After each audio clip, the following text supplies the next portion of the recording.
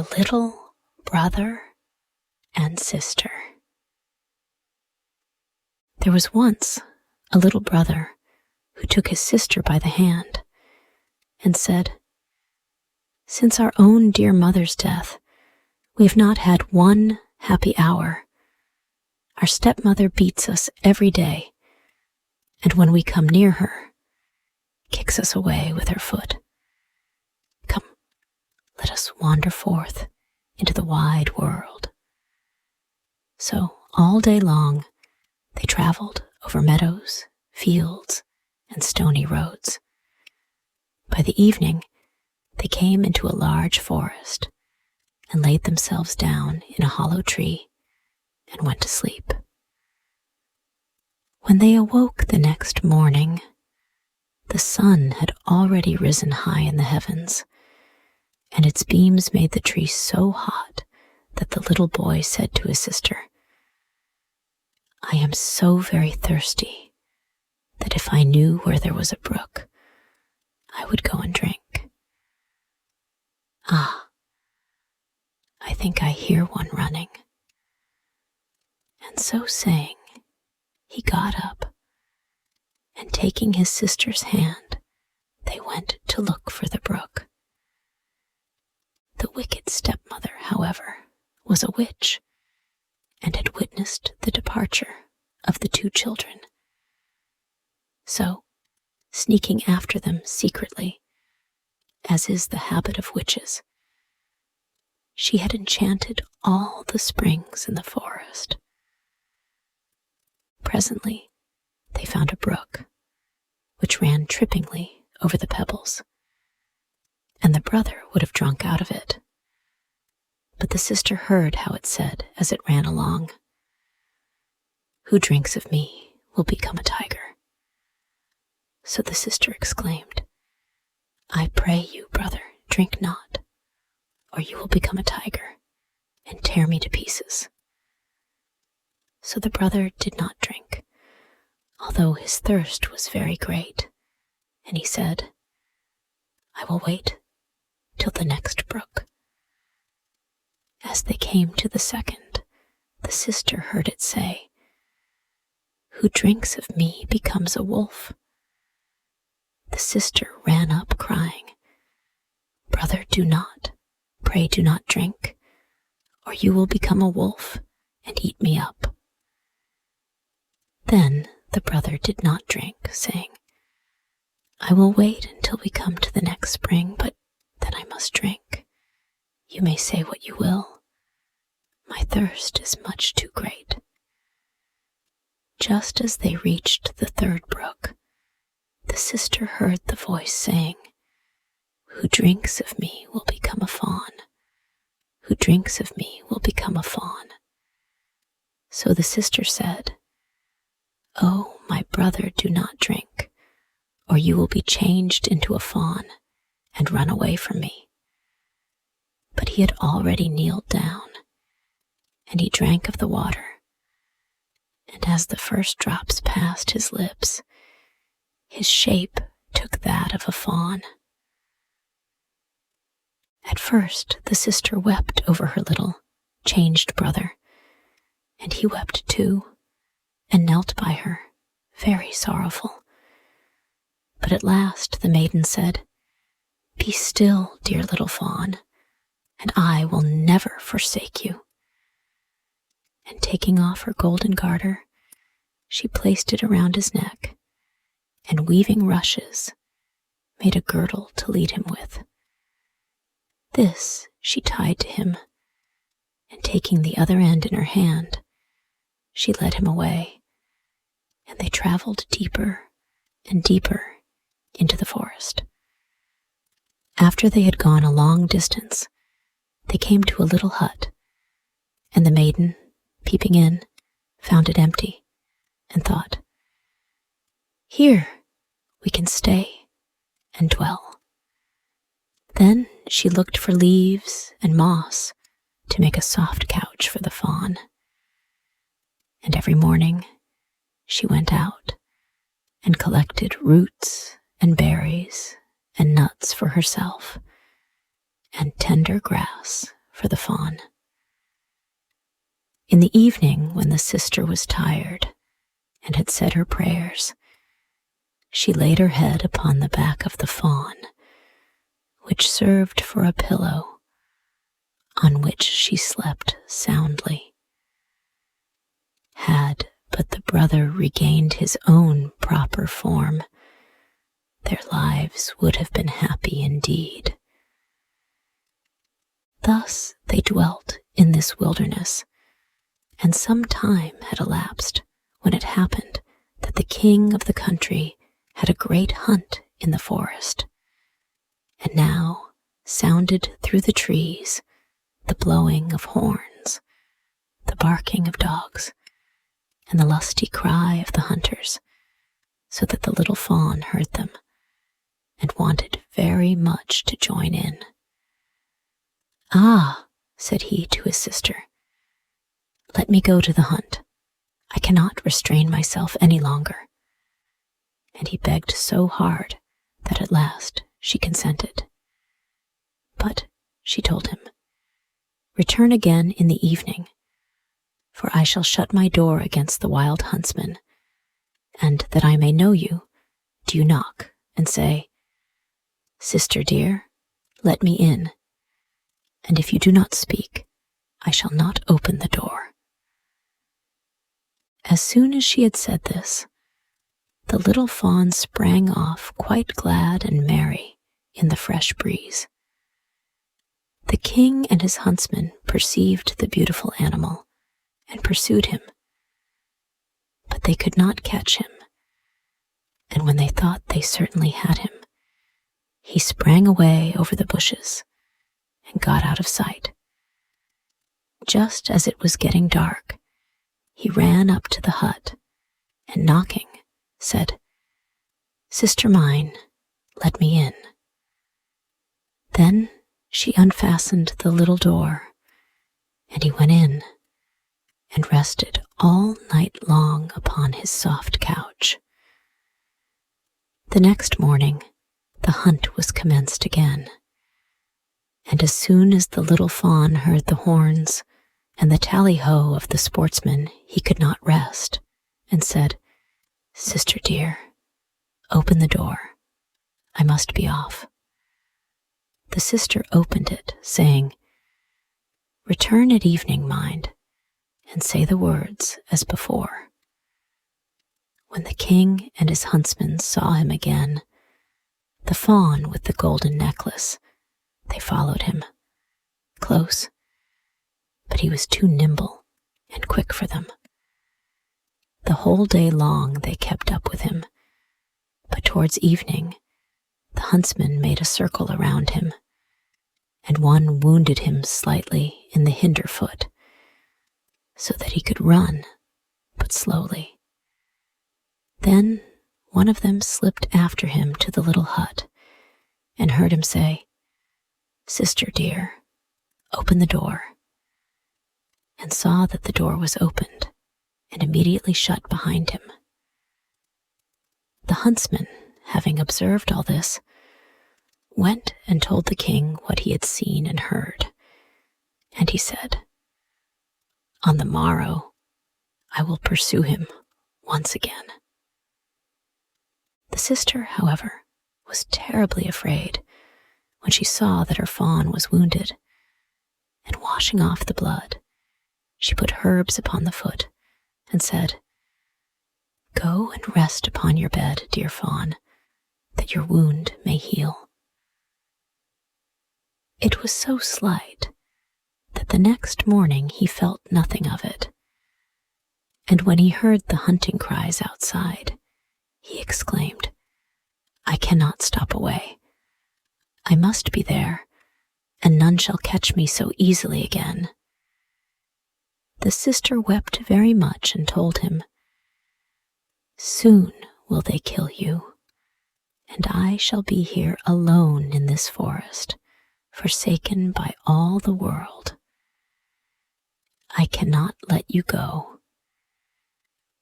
"I shall die here in vexation," answered the fawn, "if you do not, for when I hear the horn, I think I shall jump out of my skin." The sister, finding she could not prevent him, opened the door with a heavy heart, and the fawn jumped out, quite delighted, into the forest. As soon as the king perceived him, he said to his huntsman, "Follow him all day long till the evening, but let no one do him any harm." Then, when the sun had set, the king asked his huntsman to show him the hut. And as they came to it, he knocked at the door and said, "Let me in, dear sister." Upon this, the door opened, and stepping in, the king saw a maiden more beautiful than he had ever beheld before. She was frightened when she saw not her fawn, but a man enter, who had a golden crown upon his head.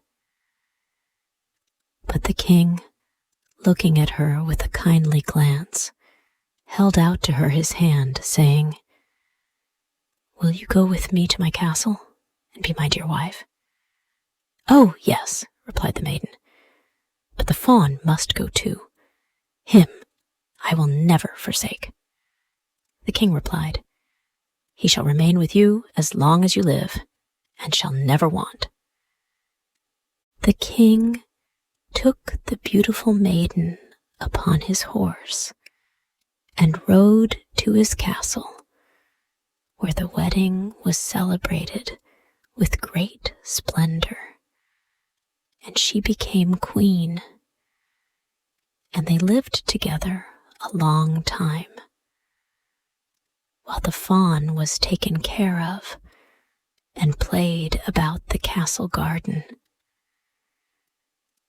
The wicked stepmother, however, on whose account the children had wandered forth into the world, had supposed that long ago the sister had been torn into pieces by the wild beasts, and the little brother, in his fawn's shape, hunted to death by the hunters.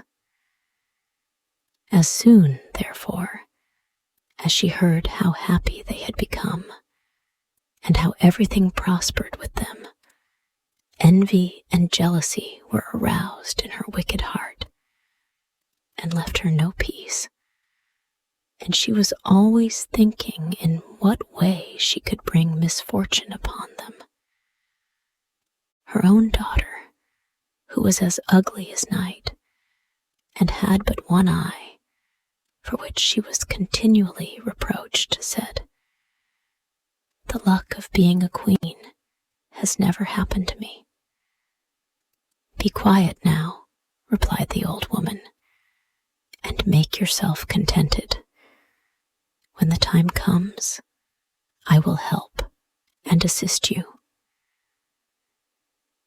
As soon, then, as the time came when the queen gave birth to a beautiful little boy, which happened when the king was out hunting, the old witch took the form of a chambermaid and got into the room where the queen was lying, and said to her, "The bath is ready, which will restore you and give you fresh strength.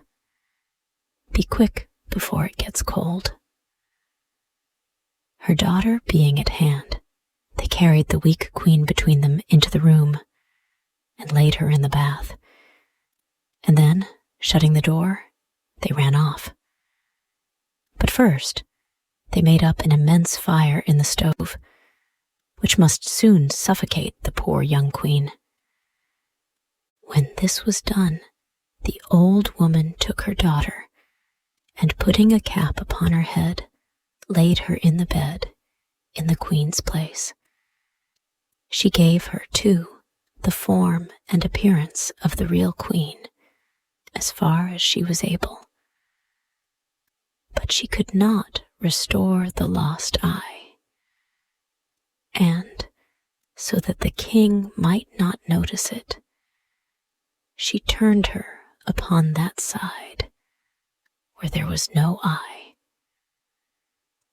When midnight came, and everyone was asleep, the nurse, who sat by herself, wide awake near the cradle in the nursery, saw the door open and the true queen come in.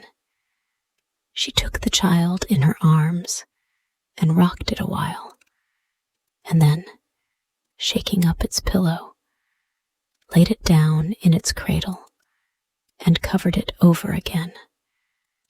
She did not forget the fawn either, but going to the corner where he was, stroked his head, and then went silently out of the door. The nurse asked in the morning of the guards if anyone had passed into the castle during the night, but they answered, "No, we have not seen anybody." For many nights afterwards, she came constantly, but never spoke a word. And the nurse saw her always, but she would not trust herself to speak about it to anyone. When some time had passed away, the queen one night began to speak and said, "How fares my child? How fares my fawn? Twice more will I come, but never again." The nurse made no reply, but when she had disappeared, went to the king and told him. The king exclaimed, "Oh, mercy! What does this mean? The next night I will watch myself by the child." So in the evening he went into the nursery, and about midnight the queen appeared and said, "How fares my child? How fares my fawn? Once more will I come, but never again." And she nursed the child as she usually did, and then disappeared.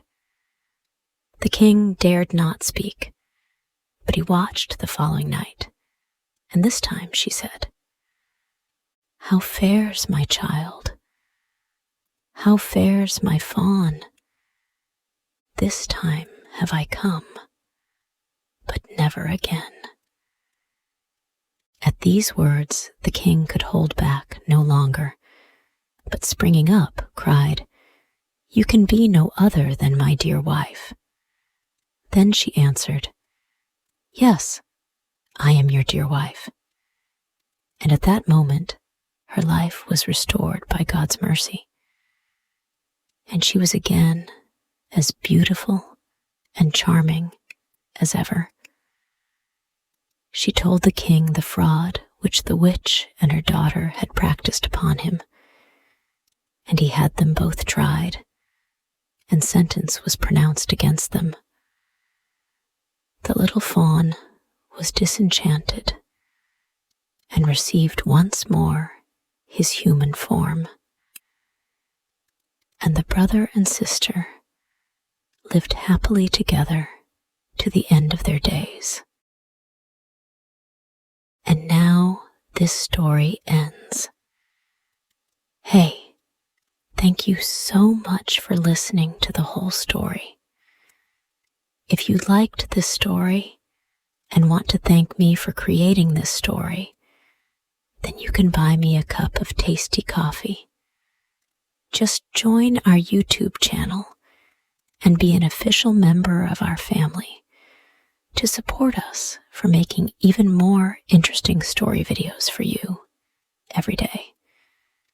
You know, it takes a lot of effort, research, and money to find and buy premium contents, and to writing, creating, editing, organizing, and publishing every single video, which could melt your hearts or could be one of the most interesting stories of all time. So, hit the like button to save this video. And most importantly, subscribe to our YouTube channel to learn English by watching super interesting English stories every day. Thank you.